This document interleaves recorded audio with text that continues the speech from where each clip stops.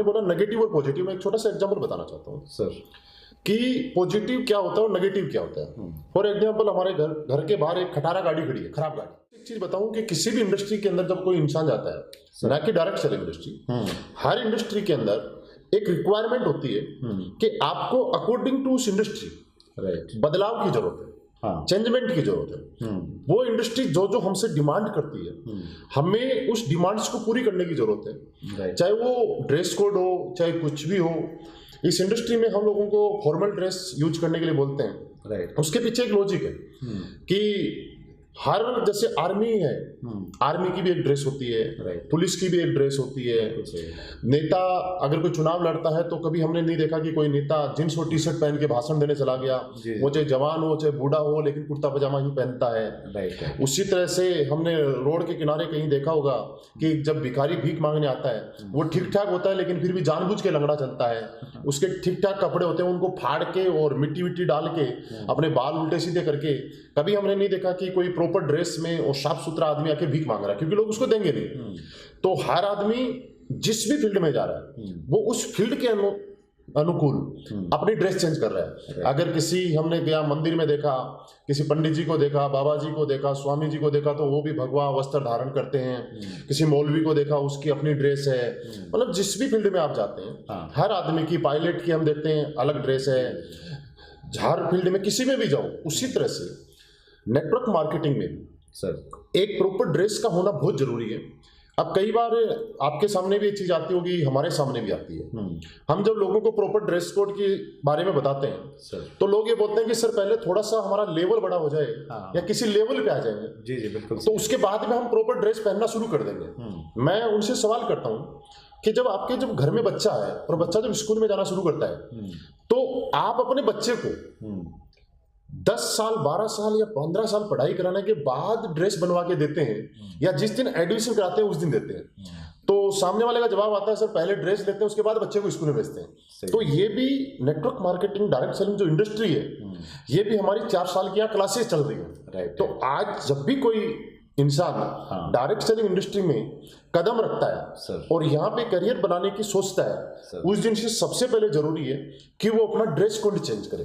क्योंकि ऐसा बोला जाता है first impression is the last impression. जब लोग उसको देखते हैं, उसके साथ वाले, उसके दोस्त, उसके रिश्तेदार, और देखते हैं कि यार कल तक तो ये जींस टी शर्ट ऐसे ही घूमता था चप्पल पहन के, और अभी इसमें कुछ बदलाव हो रहा है, तो कुछ साइलेंट इन्विटेशन हमारे पास आ जाते हैं कि यार तूने आजकल अपने आप में बदलाव कर लिया, कुछ अलग काम करने लग गया क्या। हमें बताने की जरूरत नहीं है, सामने वाले हमारे ड्रेस कोड के अकॉर्डिंग बताना चाहते हैं। और इसका रोल, मैं छोटी सी बात बताऊं, कई बार आपने देखा होगा किसी के घर में 10-12 लोग होते हैं जी, और वो कोई गलत काम करते हैं या उनके खिलाफ थाने में FIR दर्ज हो जाती है, और जब 2 पुलिस वाले आते हैं और उन 2 लोगों को उठा के लेके चले जाते हैं, वो सिर्फ इसलिए चले जाते हैं कि उस पुलिस वाले के बदन पे पुलिस की वर्दी है। लेकिन आप इसका उल्टा देखिए, अगर घर में 4 लोग हैं और उस टाइम कोई पुलिस वाला जींस टी शर्ट में आए और उनको बोले कि चलो थाने, तो मुझे लगता है कि वो 4 लोग उनको पीटना जरूर शुरू कर देंगे। लेकिन उस ड्रेस का इतना बड़ा इफेक्ट है कि वो 2 लोगों के सामने सारे लोग सरेंडर कर जाते हैं। तो ड्रेस कोड का हर फील्ड के अंदर, अपने अपने फील्ड में, चाहे वकील हो, डॉक्टर हो, कोई भी हो, उस तरह से इस इंडस्ट्री के अंदर ही। क्योंकि एक चीज हमने जब बचपन में पढ़ाई करते थे, स्कूलों में जाते थे, लाइन पे लिखी रहती थी दीवारों पे, डिसिप्लिन ही देश को महान बनाता है। और डिसिप्लिन है ये, जब तक आप डिसिप्लिन में रहेंगे तब तक, क्योंकि इसके पीछे एक कारण और है सर, कि जब एक आदमी फॉर्मल ड्रेस में होता है, टाई लगाई ली, सूट पहना हुआ है, तो उसको कोई भी गलत काम करने में, छोटी छोटी गलतियां करने में डर महसूस होता है, क्योंकि उसका ड्रेस कोड किसी भी गलत काम करने की इजाजत नहीं देता। तो ऑटोमेटिकली उसकी लाइफ के जो गलत काम होते हैं वो जिंदगी से छूट जाते हैं। जैसे खड़े खड़े कहीं सिगरेट पी लिया, गुटखा खा लिया, या कोई भी ऐसी छोटी मोटी हरकत है, अगर उसके ड्रेस कोड अच्छा है और ड्रेस अच्छी पहनी हुई है, तो उसको ऑटोमेटिक लगता है कि मुझे इस ड्रेस के अकॉर्डिंग ये काम करते हुए शोभा नहीं देता, गाड़ी बड़ी हुई तो अच्छा नहीं लगता। अच्छा नहीं लगता, ऑटोमेटिकली वो कर लेता है। और ये जरूरी है, ये हर इंसान को, अगर वो रियली लाइफ में चाहता है, मतलब वो किसी भी लेवल पे है, उसने जस्ट शुरुआत की है, तो वो साफ सुथरे फॉर्मल एक ड्रेस पहने, पैंट शर्ट और साफ सुथरी टाई हो तो और अच्छा है। बिल्कुल, तो वो एक ड्रेस कोड उसका होना चाहिए डायरेक्ट सेलर का। यस, और पहले दिन से ही होना चाहिए। चलिए, पहले दिन से होना। यस सर, चलिए, बहुत बढ़िया सर। सर इसमें एक चीज़, बड़ा एक चैलेंज आता है हमारे इस इंडस्ट्री में, व्यक्ति मोटिवेट हो रहा है, वो देख रहा है कि महिपाल सिंह जी ने जगुआर ले ली है, बड़ा पैसा आ रहा है, बड़ी अच्छी लाइफस्टाइल है, तो वो चीज़ तो उसको अट्रैक्ट कर रही है, वो काम भी कर रहा है, लेकिन उसको परिणाम नहीं मिल रहे हैं। और परिणाम मिल तो रहे हैं लेकिन वो उन परिणामों से संतुष्ट नहीं है, क्योंकि उसने शायद और ज़्यादा बड़ी एक्सपेक्टेशंस उसकी थी, उम्मीदें थी कि भाई इतने टाइम में मैं ये सब चीज़ें ले लूँगा। तो वो जो नेगेटिविटी का एक फेज़ आता है, उससे बाहर कैसे आ जाए, और उस समय कि क्या चीज़ें वो सोचे, क्या वो काम करे कि वो मोटिवेट होकर दोबारा फिर काम करने के लिए तैयार हो जाए। देखिए सुरेंद्र जी, ये बात मैंने शुरू में एक बात बोली थी कि मैं अपनी लाइफ में सर आज तक कभी नेगेटिव नहीं हुआ। अच्छा। और आज तक मैंने किसी को मौका नहीं दिया कि वो आके मुझे पॉजिटिव करे। अच्छा। क्योंकि आपने बोला नेगेटिव और पॉजिटिव, मैं एक छोटा सा एग्जांपल बताना चाहता हूँ सर कि पॉजिटिव क्या होता है और नेगेटिव क्या होता है। फॉर एग्जांपल, हमारे घर के बाहर एक खटारा गाड़ी खड़ी है, खराब गाड़ी, हम 4 लोग मिलके उसको धक्का मार रहे हैं, राइट, तो वो तब तक चलेगी जब तक हम धक्का मारेंगे। हाँ सही। दूसरी चीज, कई बार ऐसा होता है सर्दियों में, आपने देखा होगा कई गाड़ियों का इंजन ठंडा हो जाता है, हाँ। तो जब लोग थोड़ा सी देर धक्का मारते हैं, थोड़ी धक्का मारने के बाद सेल्फ मारते हैं और गाड़ी स्टार्ट हो जाती है। तो इस इंडस्ट्री में भी 2 तरीके के लीडर होते हैं सर। एक वही खटारा गाड़ी की तरह, मैं ये शब्द यूज कर रहा हूँ, किसी को अच्छा ना लगे लेकिन फिर भी होता है ऐसा ही है। और दूसरा वो सेल्फ स्टार्ट। हाँ। तो जो सेल्फ स्टार्ट होता है वो हो सकता है कभी धक्का मारने की जरूरत पड़े, वो पॉजिटिव हो जाता है और चल देता है। हाँ। तो कई बार आपने देखा होगा कि इस इंडस्ट्री में कुछ लोग सर कुछ समय तक थोड़ा पैसा कमाते हैं, मार्केट में उनका नाम रहता है, कंपनी में नाम रहता है, टीम में लोग जानते हैं, कुछ दिनों के बाद वो टीम से आउट हो जाते हैं। हाँ। ये भी बहुत बड़ा सवाल आता है कि सर शुरू में तो ये लोगों की परफॉर्मेंस अच्छी थी, बाद में क्या हुआ। हाँ हाँ जी। मैं सच बताऊं, वो सिर्फ वो वाली गाड़ी थी कि अपलाइन के पास कोई और ऑप्शन नहीं था, इसलिए उसको लेके चल रहा था। अच्छा। तो जब तक कोई और ऑप्शन नहीं होता है तब वो धक्का मार रहा है, धक्का मार रहा है, धक्का मार रहा है। लेकिन मैं आपसे जानना चाहता हूं, आपके पास 2 लीडर हैं। हाँ। कि एक तो सेल्फ स्टार्ट है और एक धक्का स्टार्ट है। तो आप धीरे धीरे वो धक्का स्टार्ट हो छूट जाता है। हाँ। बाद में वो बोलते, क्योंकि उनके डाउन में कोई ना कोई ऐसा लीडर आ जाता है जो सेल्फ स्टार्ट लीडर की तरह काम करता है। और जब वो काम करता है, अपलाइन भी काम कर रहा है, वो भी काम कर रहा है, लेकिन बीच वाला जो गैर जिम्मेवार लीडर था, अनरिस्पॉन्सिबल लीडर था, वो बीच में छूट जाता है। क्योंकि एक चीज मैंने शुरू में बताई थी, प्राथमिकताएं यहाँ पे सेट करनी पड़ती है। जी जी बिल्कुल। यहाँ पे 4 साल का मतलब 4 साल है। अब मैं कई बार मीटिंग में जाता हूँ तो लोगों से पूछता हूँ कि आप, एक सवाल मैं करता हूँ कि आप मुझे यहाँ बताइए कि इस कंडीशन में क्या करेंगे। वो सवाल ये है कि आने वाली किसी भी तारीख में आपके घर में सगी सिस्टर की शादी है और सेम टाइम सेम डेट में हमारी कंपनी का सेमिनार है, आप कहाँ जाना पसंद करेंगे? हर इंसान का जवाब ये आता है कि सिस्टर की शादी में, और रियली जाना भी चाहिए। अब मैं दूसरा सवाल ये करता हूँ कि सेम डेट में आपका MBBS का फाइनल पेपर है, अच्छा, और सेम टाइम आपकी सगी सिस्टर की शादी है, अब कहाँ जाना चाहिए? मैं आपको सच बताऊं, जितने लोग होते हैं वो सारे बोलते हैं कि MBBS का एग्जाम देंगे। क्यों? क्योंकि जब सेमिनार की बात आई और सिस्टर की शादी की बात आई तो उन्होंने प्राथमिकता सेट कहाँ की? सिस्टर की शादी। हाँ। जब सिस्टर की शादी और MBBS के एग्जाम की बात आई MBBS, तो उन्होंने MBBS। इसका मतलब हम उसी जगह ध्यान देते हैं जहाँ प्राथमिकता है। तो जो आपने बताया उसका कारण ये है कि वो लोग प्राथमिकता सेट नहीं कर पाते। हाँ। कि आखिर मुझे कितने बड़े लेवल के ऊपर ये इंडस्ट्री लेके जा सकती है। और मैं आपको बताऊं, मैं किसी भी सरकारी नौकरी के खिलाफ नहीं हूँ, अच्छी बात है, हर चीज बढ़िया है, लेकिन MBBS का सिर्फ फाइनल एग्जाम है, पास होगा कि नहीं होगा गारंटी नहीं है, डॉक्टर बनेगा कि नहीं बनेगा गारंटी नहीं है, इनकम आएगी कि नहीं आएगी गारंटी नहीं है, सिर्फ एक पेपर मिलेगा जिसको डिग्री बोला जाता है। लेकिन अगर यहाँ पे 4 साल देगा तो मैं गारंटी दे रहा हूँ कि मैंने जैसे आपको बताया कि पिछले साल की मेरी एनुअल इनकम जो 2 करोड़ 55 लाख और 60,000 रुपए थी, तो मैं इसका 10% भी अगर आए तो भी मुझे लग रहा है कि घाटा नहीं है। तो आज छोटे मोटे उतार चढ़ाव आते रहते हैं, ये वैसे ही है जिस तरह से हम गाड़ी लेके कहीं जा रहे हैं। तो कई बार ऐसा भी होता है कि रेड बत्ती पे जाम लग गया। हाँ। कई बार ऐसा भी होता है सड़क के ऊपर किसी ट्रक का टायर फट गया। हाँ। तो हमें घंटों घंटों तो वेट करना पड़ता है। कई बार गाड़ी स्पीड में चल रही है, अचानक ब्रेकर आ गया तो स्पीड स्लो करनी पड़ गई, गड्ढे आ गए, कहीं गड्ढे में एकदम से गाड़ी गिर गई तो पंचर हो गई।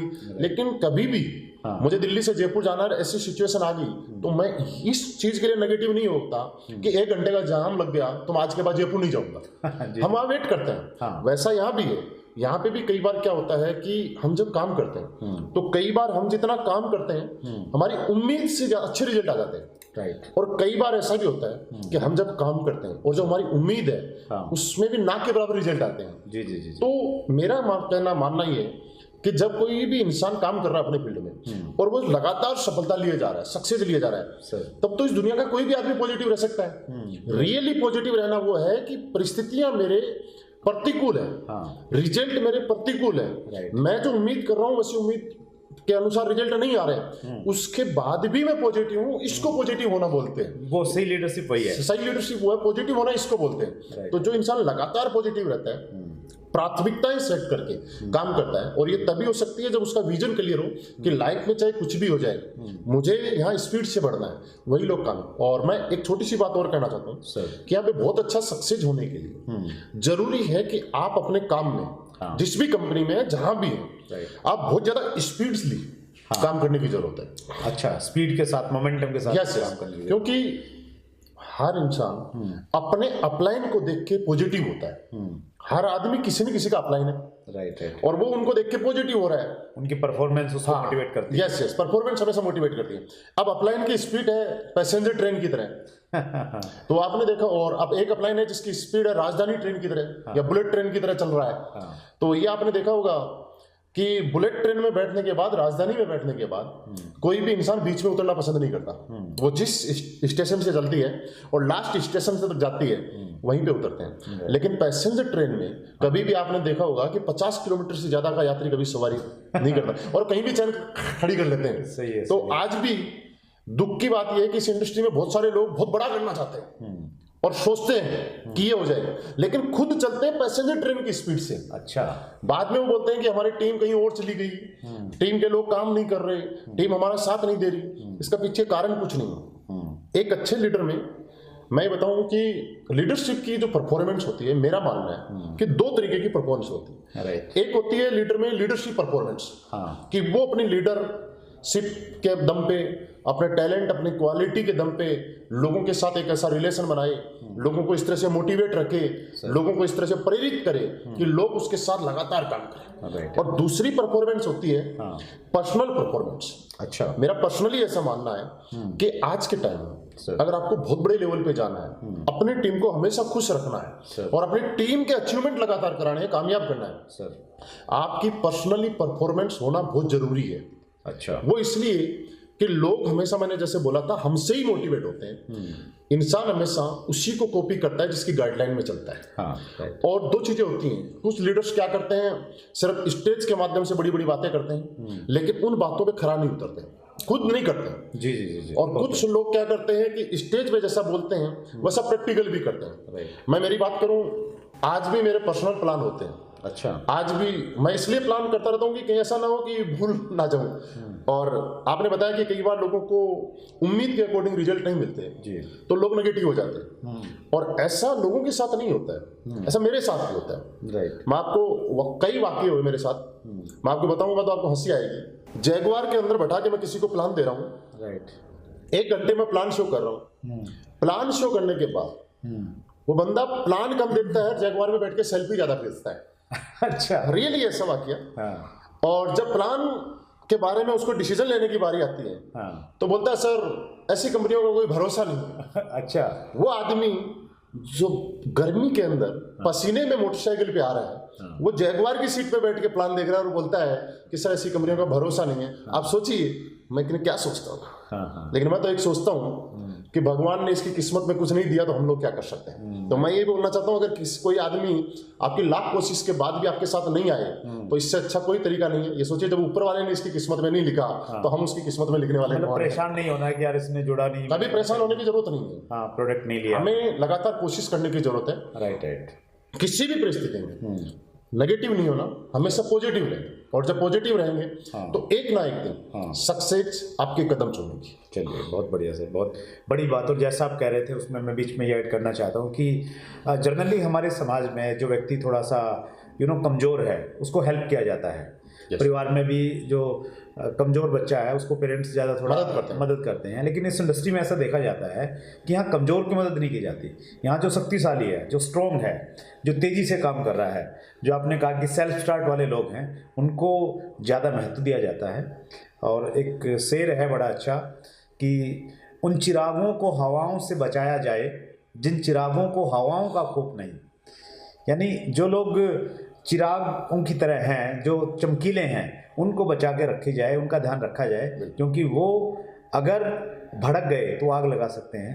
तो वो बखूबी आपने बातचीत इसको रखा। सर, हमारे इस एपिसोड में एक सेगमेंट है जिसे हम कहते हैं funny moment of the life, क्योंकि ये बिजनेस इतना खूबसूरत है तो इसमें बड़े अच्छे वाक़या बनते हैं। तो कुछ ऐसी घटनाएं अगर आपकी ज़िंदगी में हैं जिनको याद करके आपको अच्छा लगता है तो प्लीज़ हमारे व्यूअर्स के साथ शेयर कीजिए।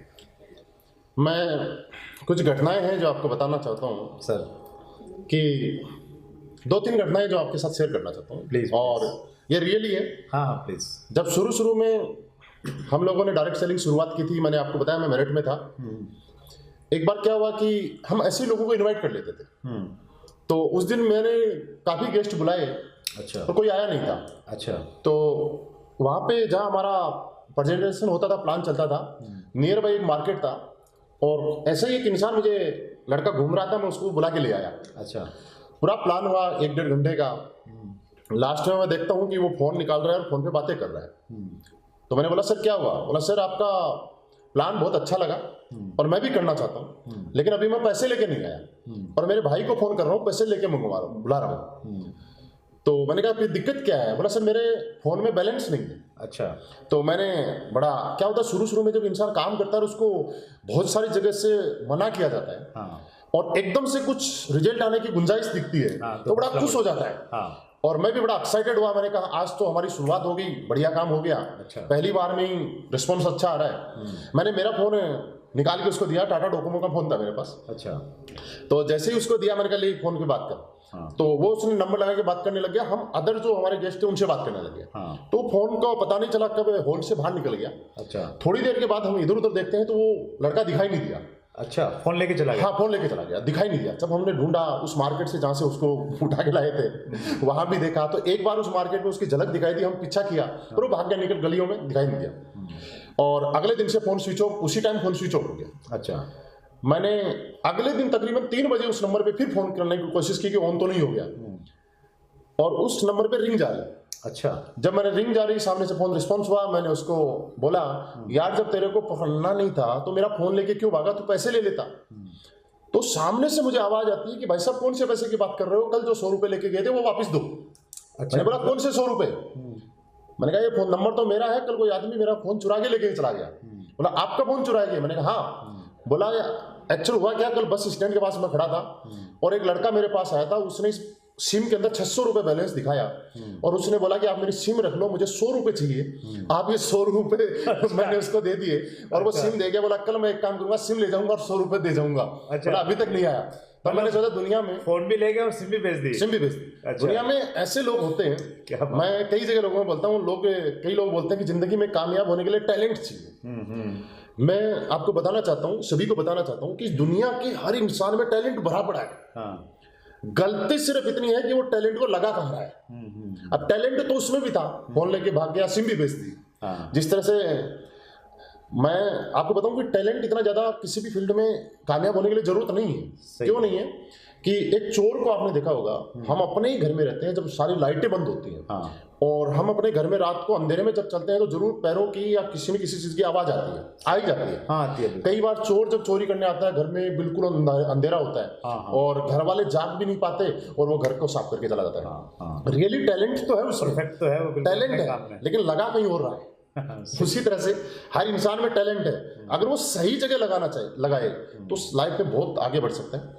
दूसरा एक वाकया आपको और बताऊं कि शुरू में मैंने जैसे आपको बताया था कि मेरठ में हमारा कोई जानने वाला नहीं हुआ करता था, तो हम ऐसे ही चलते फिरते लोगों से बात किया करते थे।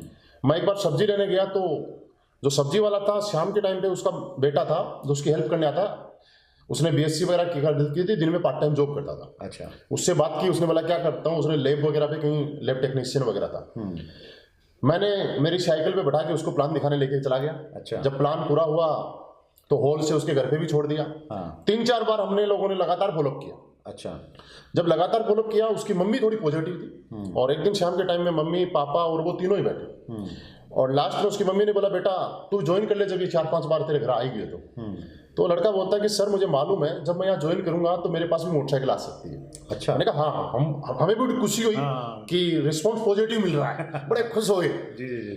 तो वो बोलता है सर मुझे मालूम है कि आने वाले टाइम में जिस तरह से स्टेज पे लोग बता रहे थे उस तरह से कार मैं भी ले सकता हूँ। मैं बोला भैया बन रही है, बात बन रही है, बड़े खुश हुए। बोला सर फिर पैसे जब ज्यादा आ जाएंगे तो मेरे पापा को जो सब्जी का ठेला लगाता है ये लगाने की जरूरत नहीं पड़ेगी। मैंने कहा बिल्कुल नहीं जब पड़ेगी, और इससे बढ़िया बात क्या हो सकती है कि एक पापा आपकी वजह से सड़क पे खड़ा होकर सब्जी ना बेचे, घर में रहे, इससे बड़ी बात क्या हो सकती है। बोला बस सर मैं यही तो चाहता नहीं कि हमारे खानदानी काम छूट जाए। अच्छा। अच्छा। उस बात को सुन के मुझे बड़ा आश्चर्यचकित हुआ कि कैसे कैसे लोगों के पास बहाने हैं। अच्छा। कि सब कुछ उसको दिख रहा है, ऐसे ऐसे बहाने बनाते हैं। सीरियसली उसने बोला भाई ये सब्जी वाला काम नहीं छूट जाए? नहीं, उसने बोला मैं ये नहीं चाहता हाँ। कि इस काम को करूँ मेरे पास पैसे आ जाए तो हमारे खानदानी जो काम है उसको छोड़ना पड़ जाए, इसलिए मैं ये काम नहीं कर रहा। तो ऐसे ऐसे वाकई आते हैं। मुझे भी एक बड़ी अच्छी घटना याद आई सर। जब हम लोगों ने बिजनेस स्टार्टिंग में शुरू किया तो जो बिजनेस हम लोग क्लोज करते थे तो उसमें जितनी सेल होती, ज़्यादा सेल होती थी, लिमिटेड सेल होती थी, तो हम कैलकुलेट कर लेते थे कि भाई इतनी सेल में कितने रुपए का चेक आना चाहिए। बिल्कुल। तो चूँकि मैं टीचिंग स्टाफ से था तो टीचिंग स्टाफ वाले लोगों को मैंने पहले अप्रोच किया। तो मेरे एक दोस्त थे, वो भी टीचर थे। तो जब हमने उनका बिज़नेस क्लोज करके भेजा तो हमने कैलकुलेशन किया कि भाई कितना पैसा आना चाहिए। तो उसमें ये था कि 800 रुपये के लगभग इनके चेक बनता है, उतना आना चाहिए। लेकिन जब चेक आया तो हम सब सरप्राइज हो गए कि 2300 रुपये का चेक आया।